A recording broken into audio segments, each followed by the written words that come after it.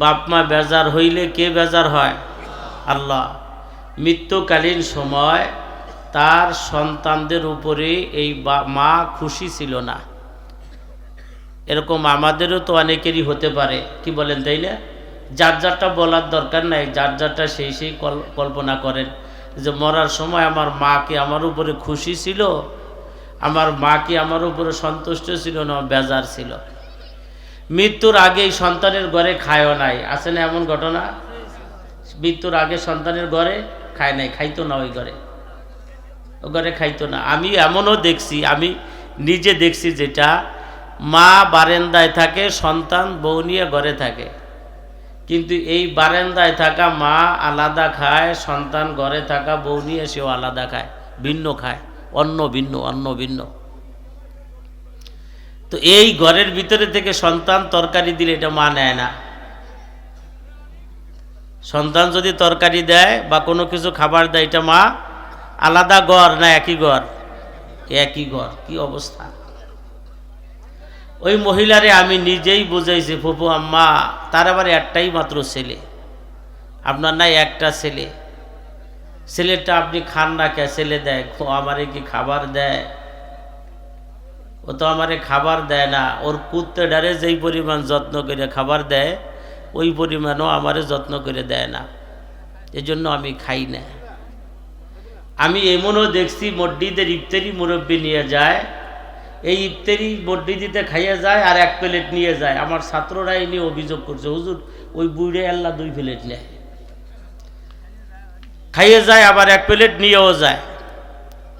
পরে আমি সেই মুরব্বীরে ধরছি, আপনি নাকি 1 প্লেট খান আবার 1 প্লেট নেন? বলে জি। কেন নেন? কে? খিচুড়ি কয়বার খাওয়া যায়? এতে পেট ভরে না? কয় না, এনতে যা খাই তাতে তো পেটটা ভরে যায়, তাই নেন কার জন্য? নাতিপুতি কয় না, আমি সেহেরি খাই এটা দিয়ে, আমি সেহেরির ব্যবস্থা নাই আপনার? কয় না, আমার কোনো ব্যবস্থা নাই। তখনও ওনার 3 ছেলে, আমার মুসল্লি, আমি মিথ্যা কথা বলছি না, আল্লাহ সাক্ষী, আমার মুসল্লি। তা আমি বললাম যে আপনার ছেলেরা? কয় ছেলেরা খাইতে দেয় না। তো এমতো অবস্থায় তার মা মারা গেছে। জীবদ্দশা বরা যাওয়ার পরে কিছুদিন পরে মানুষের তো পরিবর্তন ঘটে না? একটা সময় এই ছেলে ওয়াজ নসিহত শুইনা এখন মার জন্য খুব হাউমাউ করে কান্দে। কিন্তু কানলে আর কি হবে, মা তো মরে গেছে, চলেই গেছে। কত কবরের পাশ যায়, গড়াগড়ি করে, রোনাজারি করে। তো একবার উনি সওয়াব রেসানি করছেন, মাগরিবের আগেও এক হজরত এই আলোচনা করছেন, সওয়াব রেসানি করছেন মার জন্য, কিছু নেকি মার জন্য পাঠাইছেন। আর এই নেকি মার জন্য পাঠাইলে ফেরেশতারা ডাক দিতেছে, অমুকের মা অমুক কেডা, দাঁড়াও কবরে। তো সে তার আত্মা যখন আসছে, বলছে তোমার সন্তান কি অমুক, তার ছবি পর্যন্ত দেখাইছে। আপনি যদি ছবি নিতে পারেন, ফেরেশতাদের কাছে এটা কঠিন কিছু নাকি? কথা কাট না খান। আর আপনার আগেই আল্লাহ ছবির ব্যবস্থা করে রাখছে। মা ইয়ালফিদু মিন কাউলিন ইল্লা লাদাইহি রাকিবুন আতীদ। আপনি যা বলেন না কেন, এটা সব সংরক্ষিত আছে কার কাছে? শুধু অডিও নয়, ভিডিওতেও সংরক্ষিত আছে। আপনি যেমন ছবিটা তুলে রাখেন, ফেরেশতারাও ছবিটা করে রাখে।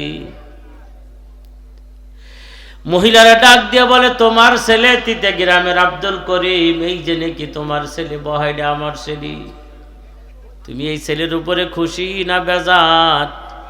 মা কবরের ভিতরে এখনো কয়, ওর উপরে আমি বেজার, ওর উপরে আমি এখনো বেজার। কেন? জীবদ্দশায় আমার খাওয়ান দেয় নাই, আমার খোঁজ খবর নেয় নাই, ওর জন্য আমি অনেক করেছি, ও আমার জন্য কিছুই করে নাই। মানুষের বাড়ি কাজ করেছি, মাতবার বাড়ি, চেয়ারম্যান বাড়ি, মেম্বার বাড়িতে কাজ করে করে সেই খানাগুলো পর্যন্ত আইনে জমা করে সন্তান রে খাওয়াইছি। আজকে দুপুরের সময় একটা মাদ্রাসার হাতে কোরআনের অনুষ্ঠান, মানে ছাত্রদের কোরআন শরীফ ধরাইল 25 জন। এই অনুষ্ঠানটা উদ্বোধন করে তারপরে আপনাদের এখানে আমি এসেছি। এই মাদ্রাসার যিনি মুহতামিম, এই মুহতামিম সাহেবের আব্বা মারা গেছে, ওনাদের দুইটা ভাই কি, একজনের বয়স 3 বছর আর একজনের বয়স মনে হয় 2 বছর। এমত অবস্থায় ওনার মা তখন দরিদ্র ছিল, চরম দরিদ্র। বাজারের পাশে একটা মিলে কাজ কইরা কইরা এই সন্তান দুইটারই উনি লালন পালন করছে। উনাকে বিবাহ দেওয়ার জন্য উনার অভিভাবক যারা, তার ভিতরে আমার আব্বাও একজন। আমার আব্বা রইল মামি, একেবারে খুব কাছের কথা বলতেছি। বিবাহ দেওয়ার জন্য অনেক চেষ্টা করছি, মামি তোমার অনেক সুন্দর চেহারা, তুমি একটা বিবাহ বসো, কেবল 2টা বাচ্চা, এতদিন তুমি যৌবন ধরে রাখবা কেমনে, না জানি কোনো দুর্ঘটনা ঘটবে, বংশের কলঙ্ক লাগবে। কিন্তু মহিলার একটাই কথা ছিল, এই বাচ্চা দুইটার রাইখা নতুন কোনো সংসার আমি করব না। করে নাই। মহিলা মিলে কাজ নিল। মিলটা ওই মিলগুলো ছিল বড় চাক্কার মিল, ওই যে 16 গোড়া না 32 গোড়া বড় চাক্কার মিল। ওই মিলের ফিতের সাথে ওনার পাউটা জড়াইয়া পাও ভাঙ্গে 4-5 খণ্ড হয়ে গেল। এখন মহিলার এই রোজগারও চলে না। জাকাত ফেতরার টাকা কালেকশন করিয়া করিয়া, দান অনুদান কালেকশন করিয়া করিয়া আল্লাহর বান্দি তবু এই ছেলে দুইটারে হাফেজ আলেম পর্যন্ত নিয়ে গেছি। এক ছেলে আলেম আর এক ছেলে হাফেজ, আর ফুল আলেম হয় নাই, কয়েক জামাত পড়ছে, তারই একজনের মাদ্রাসা। আফসোস লাগে, মা এত কষ্ট করে। ওই ছেলেটা আজকে কাঁদতেছিল, আমার মা ভিক্ষা করে মানুষের সামনে বলতেছিল যে আমার মারে আপনারা সাহায্য করছেন, সেই সাহায্য খাইয়া আমি আজকে হাফেজ হইয়া মাদ্রাসা করছি। এখন আমার সুখের দিন, টাকা পয়সা যথেষ্ট হয়েছে, কিন্তু দুঃখ হলো আমার মা বাঁচা নাই। যেই ছেলে 2টা চাকরি পাইল, অমনি মহিলা দুনিয়া থেকে চলে গেল। মা এত কষ্ট করে, বাবা এত কষ্ট করে, সেই আব্বা আম্মার দিকে মানুষের নজর নাই, খেয়াল নাই। মালিক কয় করলি কি, করলি কি, বেজার বানাইলি, নিষেধ করছিলাম না, ওয়ালা তাকুল ফিল্লাহুমা ওয়ালা তানহারহুমা ওয়া কুল লাহুমা কাওলান কারীমা। ভাই আপনারা এগুলো পরে করেন, ভাই বসেন।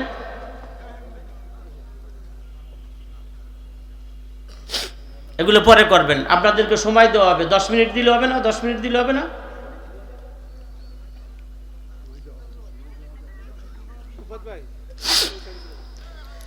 আমার ভাইরা, আমার বন্ধুরা, আল্লাহ তাই আগেই তোরে নিষেধ করছিলাম,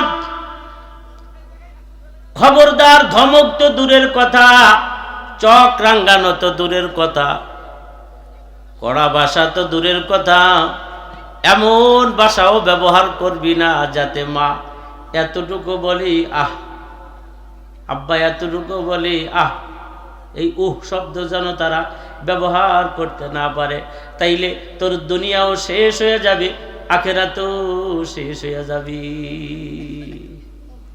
কিসের পীর মুরিদি আর কিসের তাবলীগ, কিসের আলেম আর কিসের পাবলিক, বাপ মার সাথে নাফরমানি করলে আর কোনো উপায় নাই।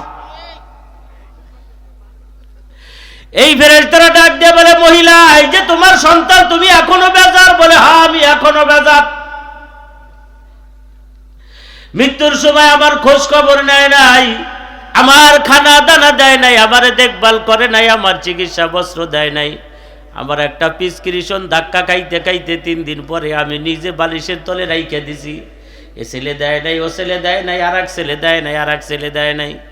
আমি এই ছেলের উপরে খুশি না। ফেরেশতারা কই, দেখো বড় 1 বস্তা নেকি পাঠাইছে তোমার সন্তান, কই যাও ফেরত দিয়ে দাও, আমি মা তার নেকি নেব না। জাহান্নামের আগুনে জ্বলবো, তবু ওই নাফরমান সন্তানের নেকির দরকার নাই। কত বেজার হয়েছে আম্মা। বন্ধুরি, কার বাপ মাতার উপরে বেজার? নিজে নিজে তো কল্পনা করেন, যদি জীবিত থাকে আজকেই যে মাফ চাইয়া নেন। আপনি জানেন না এই দুইটা হলো ডেঞ্জারাস। বিদ্যুতের খুঁটিতে দেখবেন ইংলিশে দুইটা খুলি, মাথার খুলিরে দাঁড়া কইরা ইংলিশে লেখা আছে ডেঞ্জারাস, মারাত্মক। কিন্তু কথা কর না কেন, যদি শর্ট করে তো 14 গোষ্ঠী বাঁচবে না। ঠিক আব্বা মা হলো ডেঞ্জারাস। দোয়া করলেও ডাইরেক্ট লাগে, বড় দোয়া করলেও জায়গায় লাগে। দোয়া করলেও মালিক টান দিয়ে আসমান পর্যন্ত তার মর্যাদা উঠাইয়া দেয়, বড় দোয়া করলেও আসমান থেকে লাথি দিয়া জমিনে ফেলাইয়া দেয়।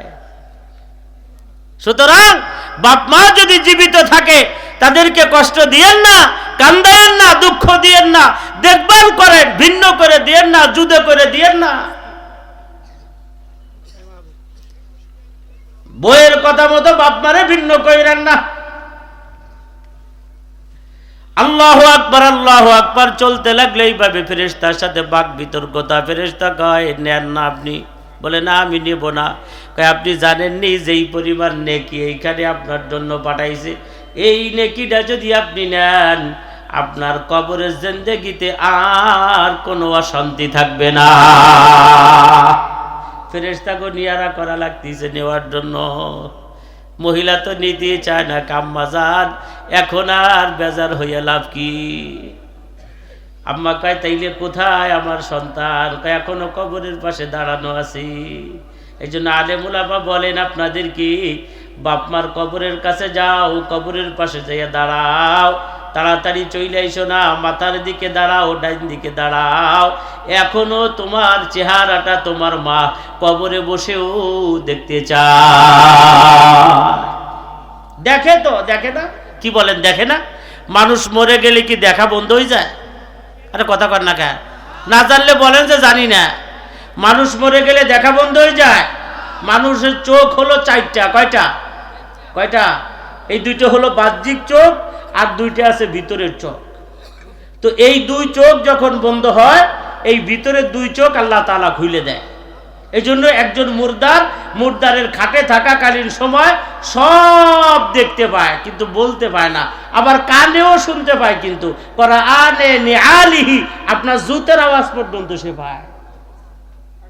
বুঝছেন এই কথাটা? বলতে পারে না। কি পারে না? আবার আল্লাহ তাআলা দুনিয়ায় কিছু মানুষকে আল্লাহ পাকের হুকুম, নবীর তরিকাকে গুরুত্ব সহকারে পালন করার কারণে আল্লাহ কিছু মানুষকে দুনিয়ায়ও এই চোখ খুলে দেয়। দুনিয়ায়ও আভ্যন্তরীণ যে চোখ আছে ভিতরের, এই দুইটাও আল্লাহ খুলে দেয়। তখন এই খোলা চোখওয়ালারা জমিনের অনেক কিছু তারা দেখতে পায়। বোঝেন এই কথাটা? বাঁচা থাকতেও খোলে আল্লাহ। নবীজিরে তো খুলে দিছিল।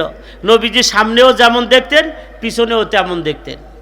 সুবহানাল্লাহ কি বাড়ি ধুয়েছেন আপনারা? একটু জোরে কন সুবহানাল্লাহ। নবীজি সামনে যেমন দেখতেন, পিছনে ওই রকম দেখতেন। আলোতে যেমন দেখতেন, অন্ধকারেও নবীজি ওই রকম দেখতেন। পর্দার আড়ালেও যেমন দেখতেন, ক্লিয়ার খোলা জায়গায়ও নবীজি ওরকম দেখতেন। নবী না, অনেকরেই আল্লাহ খুলে দিছিল। ফিরাউন তার দাসীদেরকে তেলের ভিতরে জ্বালাইছিল, ঘটনা শোনেন নাই আপনারা? ফিরাউনকে খোদা না মানার কারণে তার দাসীর সন্তান ছিল 7 জন। এই 7 সন্তান সহ এই দাসীরে তেলের ভিতরে, কড়াইয়ের ভিতরে তেল দিয়ে গরম করে ওর ভিতরে জ্বালাইছিল। জ্বালাইয়া মানে ব্যাংক একেবারে বাইজে মশমশা বানাই ফেলাইছিল। তো এই জ্বালানের সময় যখন জ্বালাচ্ছিল, তখন আগে জ্বালাইতেছিল সন্তানদেরকে। একটা সন্তান ফেলায় আর ওইটা ভাজা হয়, আর ওই মহিলা দাঁড়াই দাঁড়াই দেখে। তখন ফিরাউন বলছিল, এই মহিলা সত্যি করে বল, এই সন্তানগুলো কি তোর পেটে রাখা? তখন এই মহিলা বলছিলেন, হ্যাঁ আমি তো ওগো গর্ভধারণ করছি, ওরা আমার পেটে ছিল। তুই কি ওদের মা? বলে হ্যাঁ মা। ফিরাউন কয় তাইলে মা বাচ্চার একটা ইঞ্জেকশনের আঘাতই তো সহ্য করতে পারে না, বাচ্চারে একটা সর থাবড় দিবি তাই তো মা কোনোদিন সহ্য করতে পারে না। কথা কন না কেন?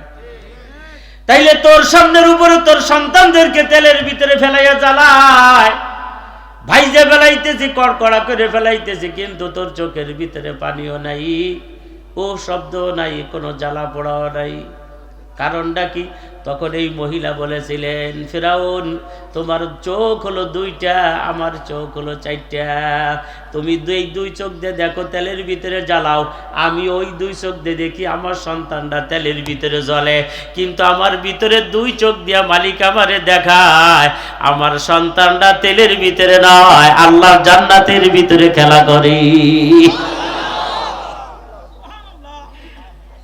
আল্লাহ পাক তাদেরকে দুনিয়ার থেকেও চোখ খুলে দিয়েছিল। কোন চোখ? ভিতরের চোখ। একজন মানুষ মরে গেলে তার দেখা বন্ধ হয় না, তার শোনা বন্ধ হয় না। আপনার বাপ মারা যাওয়ার পরে আপনার বাপকে আপনি গোসল করে রেখে দিয়েছেন, কি আচরণ আপনি করতেছেন এটা আপনার বাপ দেখে, আপনার মা দেখে। কোন পাশে সন্তান কান্দে দেখে, কোন পাশে নাতি কান্দে দেখে, কোন পাশে পুতি কান্দে দেখে, সব দেখতে পায়। জবান খুলে বলতে পারে না, দেখতে পায় কিন্তু বলতে পারে না। মহিলা ডাক দিয়ে কয়, কই আমার সন্তান? আমার সন্তান। বলে তোমার সন্তান কবরের উপরে দেখবানি? বলে হ্যাঁ দেখব। আহারে এই যে তাকায় রইছে মহিলা, কলিজাটা ভরে গেছে সন্তানকে দেখা। এবার কয়, ফেরেশতারা দাও দাও, তার নেকিগুলো আমার কাছে দাও, আর আমার সন্তানকে জানায়া দাও আমি মার আর কোনো দুঃখ নাই, ব্যথা নাই, আমি ওরে মাফ করিয়া দিলাম। আমার ভাইয়েরা, আমার বন্ধুরা, না জানি আপনার কার মা দুনিয়া ছেড়ে গেছে, মা যাওয়ার সময় আপনার উপরে খুশি না, মা যাওয়ার সময় আপনার উপরে সন্তুষ্ট না। আপনি দেশেও থাকতে পারেন নাই, মার হাত দুই কানা ধরে জড়াই ধরে মাপ চাবেন, এই ক্ষমতাটা পর্যন্ত আপনার ছিল না। আপনি ছিলেন দূর প্রবাসী, আপনি দূরে, আপনি জানেনও না। একজন মুফতি সাহেব হুজুর করাচিতে পড়তে গিয়েছিলেন, তখন টেলিফোনের যুগ ছিল না। ওরে ওনার বাড়ি ফরিদপুরে, নাম কিন্তু সবটুকু আমি বলবো না, তবে সহি ঘটনা, আল্লাহ সাক্ষী, কোনো বানোয়াটি কোনো ঘটনা। হজরত করাচিতে পড়তে গেছেন, দেশে আসছেন, দেশে আসার পরে তখন আসতে হয় হলো রেল যোগে, ট্রেন যোগে, টেলিফোন নাই। রাত্রি হয়ে গেছে, খাবাসপুর মাদ্রাসায় রাত্রি যাপন করতেছেন। ওরে সকাল হয়ে গেছে, সকালবেলা খাবাসপুরতে আস্তে আস্তে আইসা, এরপরে আমাদের এই নগর কান্দায় বাড়ি, উনি আস্তে আস্তে ভিতরের দিকে আসতেছে। বাজারের উপরে আসলে পরে লোকজন ওনার দিকে তাকাইয়া চোখের পানি ছেড়ে দিছে। মুফতি সাহেব আসলা তো ভাই, গতকাল আসলা না কেন? মুফতি সাহেব চিন্তা করে ঘটনাটা কি, গতকাল আসলে আমার কি লাভ হইতো? আর এই মানুষগুলো এই কথাগুলো বলবে তো কানবে কেন? সামনে যায় যেই দেখে সেই চোখের পানি মোছে আর কয়, ভাই জাফর দেরি করে আসলা কেন? গতকাল একটু আগে আসলেই তো কাম হইয়া যাইতো। ওই রাত্রে যে ওনার মা দুঃখিনী দুনিয়া থেকে চলে গেছে, সকালবেলা তার জানাজা হয়েছে, সে খবরও জানে না। অনেক মানুষের জীবনে এমন ঘটনা ঘটে, মারে কবরে নামাবে বড় শখ ছিল, ওই শখটা তার কবরে নামানোর হয় নাই। সে দেশের বাইরে ছিল, এদিকে ছিল ওদিকে ছিল। এক সাহাবা ডাক দেখাই, ইয়া রাসূলুল্লাহ, আমার জীবনটা তো এমন, আমি চাইছিলাম আমার মারে কবরে নামাবো, আমি আমার মারে শেষবারের মতো কান্দে করে কবরে রাখবো, আমার মার কবরে আমি নামবো। ওগো রাসূল, আমি পারি নাই, আমি সফরে ছিলাম ব্যবসার কাজে, খবরও পাই নেই, বাড়ি এসে মার কবর দেখছি, মারে দেখি নাই। তখন তো বড় গরিব ছিলাম, অসহায় ছিলাম, আমি আমার মার জন্য কিছু করতে পারি নাই। ওগো আল্লাহর রাসূল, এখন তো আমি ধনী হয়েছি, শিল্পপতি হয়েছি, এখন আমি আমার বাপ মার জন্য কিছু করার ব্যবস্থা আছে নি? নবীজি বলেন, আছে তো। এক দেশ থেকে আর এক দেশে টাকা পাঠানো যায়, হুন্ডিতে পাঠানো যায়, রকেটে পাঠানো যায়, বিকাশে পাঠানো যায়। ঠিক এমনি ভাবে সাদাকাতুন জারিয়া, সদকার মাধ্যমে, এটা সদকা হলো একটা অ্যাকাউন্ট, এই অ্যাকাউন্টে জমা দিলে বৃত্ত বাবার নামে, মার নামে, ভাইয়ের নামে, কলিজার টুকরা সন্তানের নামে পৌঁছে যায়। আমার ভাই, আমার বন্ধুরা, যেই তিতাগিরাম মাদ্রাসায় আপনারা এসেছেন মাহফিলে, মাদ্রাসাটার খোঁজ খবর নিয়েছি, বায়োডাটা সিভি সব গ্রহণ করেছি। আলহামদুলিল্লাহ, মাদ্রাসাটাও দুইটা মাদ্রাসায় আমি দেখেছি। এই মাদ্রাসায় অনেক এতিম গরিব অসহায় অনাথ যা আছে, যাদের টাকা দিয়ে খাওয়ার মতো কোনো তৌফিক নাই। যারা মাদ্রাসার থেকে লিল্লাহ ফান্ডে গরিব ফান্ডে খাইয়ে খাইয়ে তারা মানুষ হচ্ছে, আপনাদের নিকটে এতিম মিসকিন অনাথদের জন্য 2 মিনিট সময়, একটু মা হারা সন্তান বাপ হারা সন্তান যদি মনে করেন হুজুর বিশ্বাস করেন আগে জীবনে বড় অভাব ছিল, মারে পেট ভরে 4টা ভাত খাওয়াইতে পারি নেই, কচু গোটা খাইছে, আমার বাপ গমের ভাত খাইছে, 2 বেলা রুটি খাইছে, 1 বেলা ভাত খাইছে, ভাতের বড় অভাব ছিল, 20-50 মণ ধান পাই, গুলা বড়া ধান থাকে, চাউল কিনলে বস্তা বইরে কিনি, কোনোদিনও 2 কেজি আর 5 কেজি কিনি না। এমন একজন মা পাগল সন্তান বাপ পাগল সন্তান, একটু আমার এই এতিমদের জন্য একটু সাহায্য সহযোগিতা করবেন। নগদ 2000, 5000, 10,000, 1000 টাকা যদি কারো দেবার মতো মনে থাকে, হাইটে এসে আমার কাছে দিবেন, বলবেন আমার মার জন্য দিলাম, আমার বাবার জন্য দিলাম, নিজেরটা নিজের হাতে দিয়ে যাবেন। আর কমপক্ষে হইলেও এই মাদ্রাসার জন্য, এই আজকের মাহফিল থেকে নিয়ে সামনে আরো 1 মাস আছে রোজা, আর রোজা রইল 1 মাস, এই 2 মাস, এই 2 মাস 2.5 মাসের ভিতরে যদি পারেন তাহলে মাদ্রাসায় একটা বস্তা চাউল, আপনাদের এলাকায় 25 কেজির একটা বস্তা চাউলের দাম মনে হয় 12 থেকে 1300 টাকা, এর বেশি না। তুমালুনা কালিলা তুজারুনা কাসির, এতে টাকা খরচ হয় কম, সওয়াব অনেক বেশি। একটা 25 কেজির বস্তা চাউল এখানে কুল্লেই দিলে সাইরে দিলে আমরা গুইনা শেষ করতে ফজরের নামাজ হয়ে যাবে, 1 মুঠ গুইনা ওরা রয়ে যাবো, আর গুনতে পারবো না। অথচ এই ছোট্ট আমলে যতগুলো চাউল হয় ততগুলো গুনাহ আল্লাহ মাফ করে, অতগুলো নেকি আপনার আমলনামার ভিতরে জমা করে আপনার মুরব্বীদের আমলনামায় দিবি। মালিক জীবনে আপনার বংশে ভাতের অভাব দেখাইবে না। মৃত্যু বাবা মা যারা কবরে, মালিক চাইলে তাদেরকে জান্নাতের নিয়ামত দিয়া ভূষিত করে খুশি করবেন। একটু হাত উঁচু করে একজন মানুষ বলবেন, আমাকে আল্লাহ বাঁচাই রাখলে 1 বস্তা 2 বস্তা 5 বস্তা চাউল আমি এই এতিমখানায় দান করব। একজন মানুষ একটু দ্রুত হাত উঁচু করে নাম বলে ফেলার, যারা থাকবে